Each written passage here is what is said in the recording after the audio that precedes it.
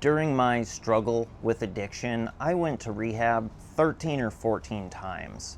One of the most expensive of those, and the most elaborate and complicated, turned out to be a rebrand of a concealed Scientology Narconon operation that the owners swore up and down had nothing to do with Scientology, but then also gave interviews claiming they were using rehabilitation technology invented by L. Ron Hubbard. So very murky, but we'll get into that towards the end of the video. Right now, I want to set the scene. It's 2011 and I am just a young, budding heroin addict. I have been to a few rehabs, I think 2 or 3 at the time.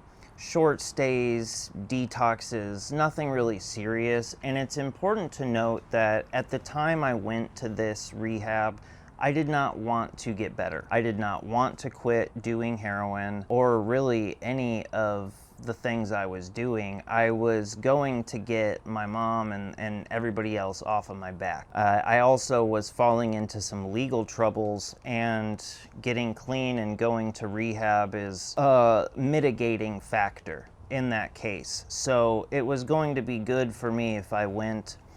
However, I did go begrudgingly, and I remember eating a handful of Xanax right after agreeing to go to this place, and waking up, pulling into a giant, what looked like a resort in Battle Creek, Michigan. We pull up to this beautiful campus. It looks kind of like a college campus. It was a former serious head trauma clinic center facility that sat vacant for a few years, and then the owners bought it and kind of refurbished it into this bougie rehab. So we pull up to this very nice looking place, and I am immediately separated from my mom. And I sign a whole bunch of papers saying that if I were to want to leave, they would not contact my family, and instead they would give me $10 and drop me off in the worst part of town. And then I was taken to this little closet area. It was a little bit bigger than a janitor's closet. And this huge, burly security guard that looked much more like a corrections officer told me to strip down and asked if I had anything in my pockets. I get down to my boxers, and he's like, "Nope, those too." I'm like, "Okay, this is thorough." And then he has me squat and cough. And when I don't cough correctly the first time, he's like, "No, you need to cough." Homeboy was acting like I had weapons of mass destruction in my prison pocket. I get dressed and am put into a van, and we start driving away from the facility, and I'm like, what's going on here? What is all this? We pull up to what looks like a flop house. It looked like a building that I would have just been spending time in doing drugs, buying drugs, hanging out with other drug addicts.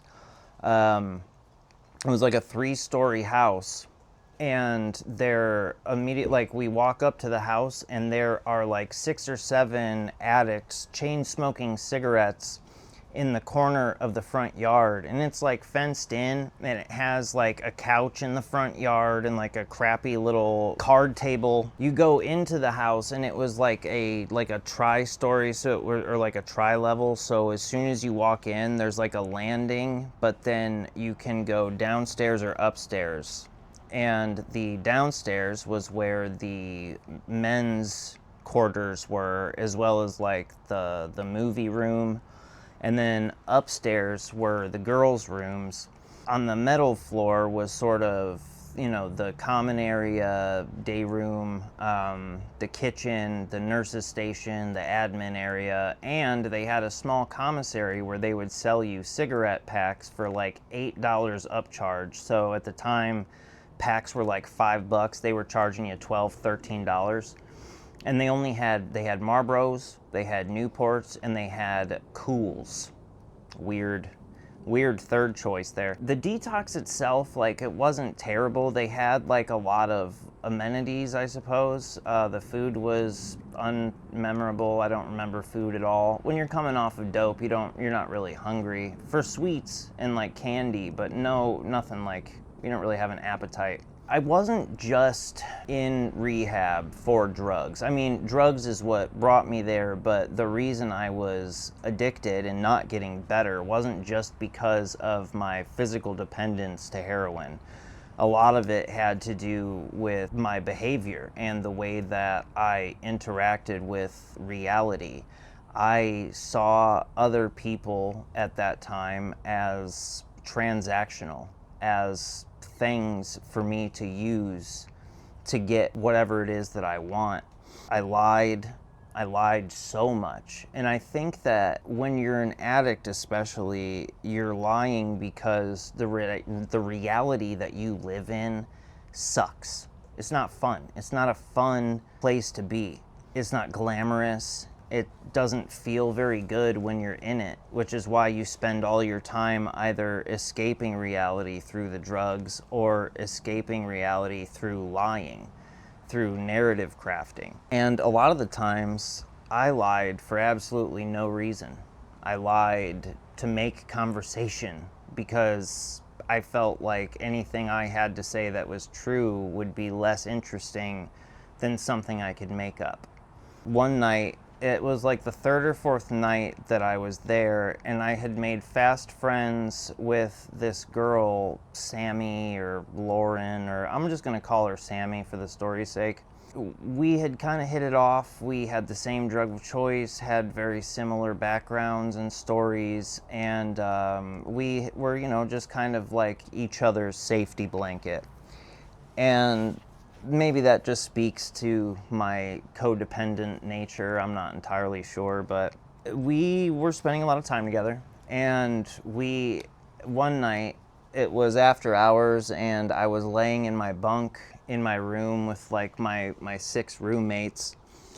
And we're all kind of telling stories, drug stories, sex stories, and we're kind of going around the room, and everybody is one-upping each other and trying to outdo the last story. And I tell people that me and Sammy did some hand stuff in the movie room. And the reactions were mixed. One guy was like, "Oh, dude, I knew it, bro. I knew you guys were in there way too long together, bro. I knew it." Some people were incredulous, but overall, I mean, I told the lie, I told the story, and then I moved on from it. A few days later, I got moved over to the main campus of the rehab, back to the nice area. And I was the first one out of like my roommates and my group of friends to go over there. So I was on my own. There was like a couple hundred people there. It was quite a few people, maybe 100. I don't know. It was a lot. It felt like being at college. There were so many people that there were folks that I never met. It had been 3 or 4 days, and I had met like my roommates. A bunch of them wrote graffiti and were like really talented artists. And they asked me if I wrote graffiti, and I said yes, which was a lie. I always found graffiti cool and interesting, but had never been good at it. But I lied and said that I was, and they were like, "Oh man, I gotta give you my black book later so you can put a tag in it, and let me get yours. You got your book with you?" And I was like, "Oh, no, dude, it's at home. I didn't think to bring it. Maybe I'll have my mom send it in." And I, at that point, didn't even know what a black book was, which is just like a portfolio that graffiti artists kind of keep, and you'll exchange black books with your homie, and trade tags and whatnot, put a slap in there, that's a sticker. And so that would come back to bite me later, but around day 3 or 4, I'm out in the common area outside smoking a cigarette, and I'm in a group of like a bunch of people. I see Sammy start walking down the steps of like the main building. I'm excited. I'm like, "Yo, Sammy, yo, you look so good since detox. I feel like I haven't seen you in forever. Oh my God, what's up?" And she's pretty much like expressionless. until she gets up to me and she walks to like 6 inches from my face and just slaps the shit out of me. And I mean, it's like the music cut off, everybody stopped and turned around, everybody's watching, and she's like, "You told people that I jerked you off in the movie room? Are you serious?" And as any respectable liar does when caught in a lie, especially publicly, I denied ever saying that, and then attempted to gaslight not her, but everyone around by trying to make her seem crazy and saying something along the lines of, "Oh wow, now you're gonna act like it didn't happen? Geez, okay, yeah, sure. I just made it all up. Look everybody, I made it up." That was kind of the start of people looking at me like I was weird as hell. And they were right to. Pretty much the entire time I was at that place, crafted a fictional persona and history for myself. Painted myself to be somebody I absolutely was not. Told people I was in a porno, that I was a porn actor. I even made up a name for a porno that I was in called Titans of Ass 2. That's the real title that I told. It was the sequel. I wasn't in the original. My name was Damian Black, and I don't think anybody believed me. You know, I think that they like kind of went along to make me feel like they believed me, but at one point, one of the homies had gone home, and I swear the first thing he did was go home and look up Damian Black, Titans of Ass 2. He found nothing and then reported back to the rest of the guys, and they were like, "Yo, dude, he says he couldn't find you. What's the deal? Were you fibbing?" And I did not take any kind of accountability, but I think people just at that point kind of wrote me off as a liar, which it's funny because in my addiction and just being a piece of shit still, I was very narcissistic and very egotistical. Always thought that I was getting away with way more than I was. I always assumed that like my family believed all of my lies and that when I was high nobody else could tell. Everybody could tell. You can tell. You can tell when people are high. Very rarely in my life have I been around somebody that was high and pretending like they weren't. That wasn't completely obvious. I met some really important people there. One guy, Ben, ended up being one of my best friends for quite a few years. I met my Buddhist teacher, Sokuzan. His name is Bob Brown, but it's Sokuzan Bob Brown. And he's one of the most interesting people I've ever met. He has a temple in Battle Creek called Sokakoji, and I learned a lot from Sokuzan. I would go back after rehab to Sokakoji numerous times. Used to go to, it was like every third Saturday they would have a meditation retreat with 12 hours of meditation. You just give up your Saturday to go meditate in like 3-hour chunks. It was a lot. It was a lot. But I think that meditation is super, super useful. The way that Sokuzan would explain it is it sharpens the blade of self-awareness. And when you meditate, you are like a warrior keeping your weapon sharp. And I've always found that really elegant. But the rehab itself, they kind of build themselves as this choose-your-own-adventure recovery.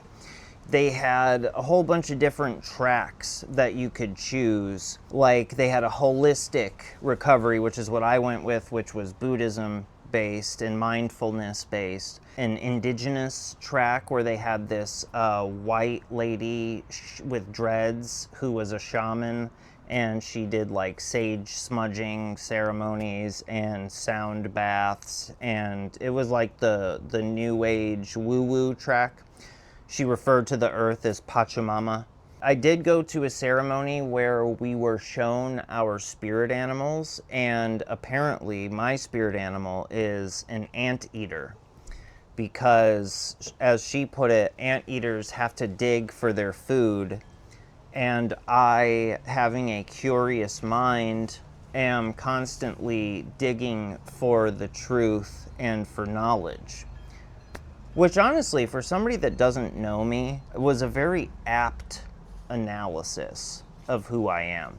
So that was cool. They had like a faith-based, and then they had 12-step, like AA, NA. The core of AFR's programs, though, was something called MRT. Let's just check this son of a bitch for spiders real quick. I don't know.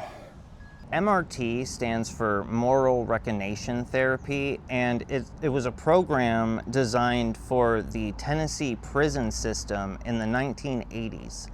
It essentially, you would do all of these chapters in a workbook together as a group, and then people would go up and present their chapter.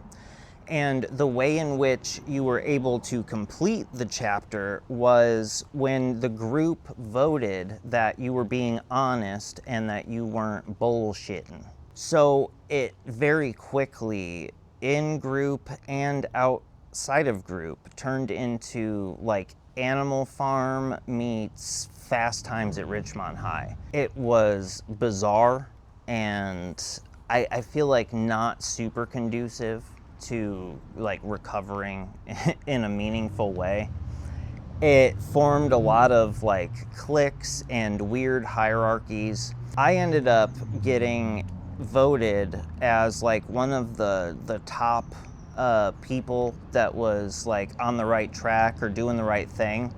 And so I actually got put into the man cave. They had like a single family home on the property of like the giant resort rehab, and they put like 6 or 8 of us in this like 3-bedroom house, and it was supposed to be like, you know, a reward. You don't have to sleep in like the dormitory style building and have a bunch of roommates. It was like kind of cozy, and I ended up moving in there with my homie Ben, who I kind of latched onto. We just kind of kicked it all the time, and I, again, like late night telling stories in there. And in the man cave, even more of my like just weird piece of shit behavior manifested itself. I also just got a very inflated sense of ego and felt like I was one of the cool kids getting to be off in the man cave. There was a hot tub. I didn't do laundry the entire time I was there, and I rotated between like the same 5 pairs of socks. And at the end of it, I actually got trench foot, because I was just wearing the same sweaty, dirty socks all the time. And I was so embarrassed that I actually hid a pair of them, and they were so crusty from dirt and sweat that everybody assumed that it was a different type of crusty sock that I had wedged in between the dresser and the wall next to my bed. Did not do a lot for my public image. Another big component, another thing I remember from this rehab specifically was I was a big 13th stepper. In AA and NA, there are like 12 steps of recovery, and there is an unofficial 13th step in which you have sex with other members in recovery. You use AA and NA as a dating app. And I did that a lot. It didn't really occur to me at the time that by doing so, I'm not only distracting myself and taking away from my recovery, but whatever poor girl that I, tricked into falling for me and having these little rehab flings, I was messing up their recovery and wasting a whole bunch of my family's money, because they damn sure weren't sending me to elaborate secret Scientology rehabs to, get my freak on, to have freak-offs. But it does happen, and it did happen, and me and this girl, Liz, had like a little fling thing. At the time, I was separated from my then still wife. She hadn't served me divorce papers yet, but I painted myself out to be completely free and single and not have any kind of attachment. So much so, and I was under such delusion that me and Liz were trying to go to the same halfway house in Colorado, and we're making all of these plans. And I really led this girl on to the point where at my graduation, she gave a speech about me to me, and she got up and spoke about how I was this really virtuous, wonderful person, and essentially the antithesis of how I actually was and was acting. And in a moment of poetic karmic justice, my wife showed up to the ceremony to pick me up, and she had gone out there for a group therapy session or a couples therapy session, and to talk about my aftercare plan. She showed up, and because she had been there, people remembered what she looked like. Everybody remembered, including Liz. They all remembered what she looked like. And when she showed up towards the end of Liz's speech at my ceremony thing, it was bad. It was real bad. Liz was in tears. People were all looking at me just in absolute disgust. All of the people that I thought I had kind of made friends with were just dude, this is low even for you. And at the end of it, I could really say that I did not get much out of the program, probably because the program was designed to keep you there. Not only did they try to get people to do these extended stays past when they needed to be there, they also recruited people to then work for them in exchange for paying off some of their rehab, and they would just be salespeople, and they would be trained in sales, and they would be trained in getting people roped into coming back to AFR. This place, again, was very bougie, very fancy. In the main building, in the downstairs, was this cafeteria food court type area. And they had, along two of the walls, they had this cereal buffet. They had these huge dispensers full of every type of breakfast cereal you could possibly imagine. Mostly sugary stuff like Fruit Loops, Fruity Pebbles, Cocoa Pebbles, you name it. And you could 24 hours a day go down there and get yourself a bowl of cereal. It was pretty tight and very smart thinking for a bunch of addicts who are gonna have sweet tooths while coming off of drugs. They had also a little closet in the cafeteria with this lady with a clipboard back there, and they sold a couple different brands of cigarettes, nicotine pouches, and phone cards. Because that's the only way you could call your family. And it's funny, they just really had to squeeze you for every possible cent that they could. The phone cards were not cheap, and they had a bank of payphones in these little cubicles around them, so that you could have some kind of modicum of privacy. The campus itself was gorgeous. It sat on a lake, and you could go jet skiing. They had horseback riding. There was a beach on the lake where we did beach volleyball. Did I say beach volleyball? Beach volleyball. They had a little gazebo smoker shack thing. It was a very, very nice looking place. And I think it kind of is just It's kind of part of the whole thing, right? On its surface, it was a holistic, choose-your-own-adventure style rehab with these nice facilities, but underneath was this weird corrections program that was not in any meaningful way related to recovery from drugs. At the end of the day, looking back on it, definitely seems like a cash grab. So when I was preparing to tell this story, I wanted to do a little research into AFR and see if some of the things I had heard about it were true. As it turns out, there is this little thing called Narconon, which is the drug rehabilitation arm of Scientology based on L. Ron Hubbard's theories surrounding addiction, which, spoiler alert, nobody likes. Everybody thinks it's stupid. So the place that I was, with the Buddhism and the indigenous tracks and the horseback riding and all of this, it used to be Narconon, a place called Stone Hawk. It was the trauma center before that.